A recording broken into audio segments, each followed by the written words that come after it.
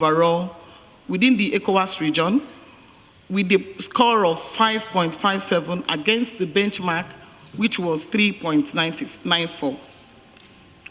Within the West African region, it was also found out that the countries were found to be on track in only 4 of the commitment areas out of the 7, and these are recommitment to the CADI process, halving poverty through agriculture by 2025, boosting intra-African trade in agriculture commodities, and finally, mutual accountability for actions and results. But however, the region is not on track in these areas, which we think are the most important. Enhancing investment finance in agriculture, enhancing resilience to climate variability, and also ending hunger by 2025. The table shows some of the scores, giving also the minimum scores and then the progress on each of the items listed below. And you could see things like strengthening social protection, reducing post-harvest loss, improving food security and nutrition, which we are on track, but the other ones, assessing agricultural inputs, we are not on track.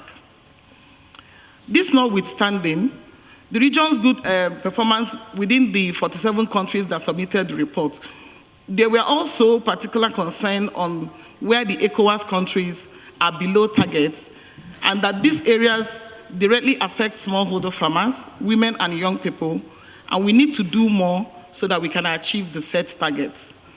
Improving the quantity and quality of financing for agriculture is critically important for a proper pattern of growth as the bulk of the population in ECOWAS are engaged in agriculture.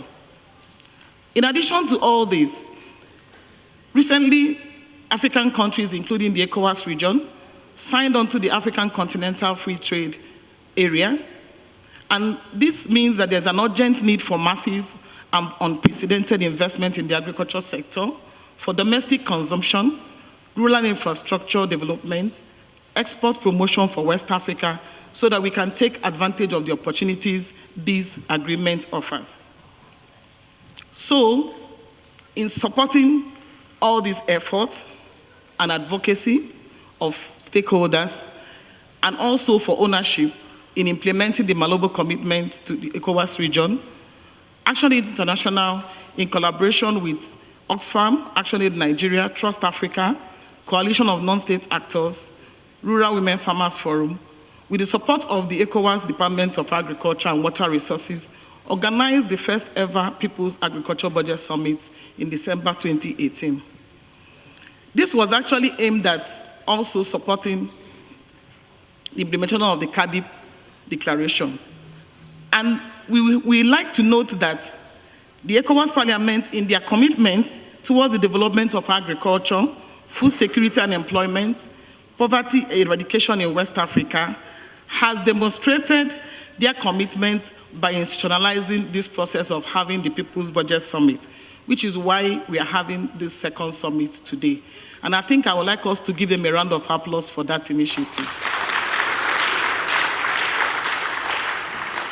The overall purpose of this summit, this second summit, was basically to review the last outcomes of the summit held in 2018, provide an opportunity for ECOWAS parliamentarians to interact with farmers, non-state actors from their countries, highlight current situation in agricultural investment, which you just heard now, and expenditure within the region, what are the effects and the impact, and how we would best increase the quantity and quality of agriculture budget within the 2020-21 fiscal year, and make it better focused to benefit women, smallholder farmers in the ECOWAS region. For this process, like I said earlier, we drew participants from all the ECOWAS member states plus Cameroon, and it was organized in 3 phases. The first being the pre-summit, which we held yesterday, and the main summit, which is what we are currently doing, and shortly after here, we would have a post-summit so that we can review all the commitments and concerns that will be raised from this summit. This summit brought about 149 delegates from almost all the ECOWAS member states, including small-scale farmers, civil society organizations, agriculture, private sector, media, and government officials.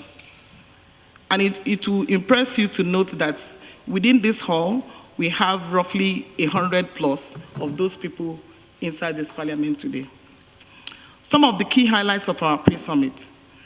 We noted that core issues to be addressed. Core issues to be addressed in the agriculture budget for the 2020-2021 fiscal year, and those that will be needed to make it focused on women and smallholders were as follows. That there is an urgent need, like I said, signing on to the African Continental Free Trade Area by the ECOWAS member states. We need to push up investment in agriculture for domestic consumption, rural development, export promotion, so that we can take advantage of this agreement. We also noted that there is still lack of political commitment and will to the Malabo Declaration of the minimum of 10% allocation to national budget in agriculture. And this, we feel, has negatively influenced the overall performance in terms of poverty, hunger, resilience to climate change within the region. The sub-regional average, that is between 2014 and 2018, like my colleagues have mentioned, is around 6.6%. And the committed countries are only Benin, Burkina Faso, Mali, Niger, and Senegal. This is commendable, but more countries need to improve in their investment and the percentage allocations, even if it is in a progressive manner. The summit also noted that there exists a little participatory budgeting processes within the ECOWAS region member states, and this leads to low accountability on funds allocated into the agriculture sector. So member states are required to fully involve citizens in all stages of the budget cycle. And we would like to commend some of the countries like Nigeria for also opening up this budgeting process space where we have women farmers, non-state actors participating in these budget processes. On the free trade area agreement, we observe as follows, that there are no harmonious relationships between the commodity market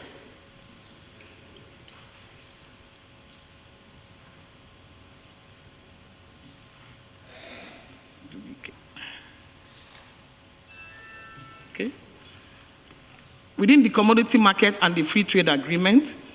The trade agreements are not built on comparative advantages of individual countries. And then the signing of the trade agreement does not really translate to implementation unless we push for that to happen. The Malabo implementation. Like I said earlier, lack of political will on the leadership translated into countries failing to meet up the 10% agricultural budget commitment. There are also no mechanisms set aside to implement the 10%, as the compliance or lack of it is not rewarded. Low level of policy implementation at national level. As a result, we have issues of insecurity, climate change, hunger, which continues to worsen.